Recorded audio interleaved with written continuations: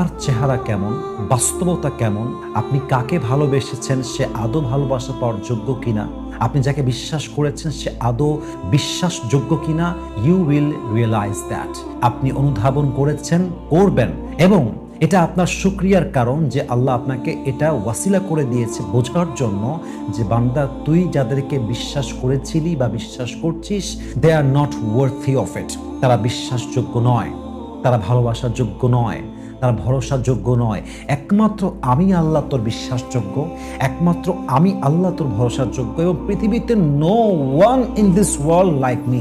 আমার মতো দুনিয়ায় তুই কাউকে খুঁজে পাবি না। সো প্লিজ বান্দারে, তুই ওই দিকে যাস না, তুই আমার কাছে ফিরে আয়। তো এই যে আপনি কষ্ট পেলেন কেউ আপনাকে ছেড়ে যাওয়ার জন্য, আপনি জাস্ট আলহামদুলিল্লাহ পড়ে বলবেন যে আল্লাহ যেহেতু চলে গেছে, এটা আমার জন্য নয়, যেটা আসবে এটা তোমার পক্ষ থেকে আসবে।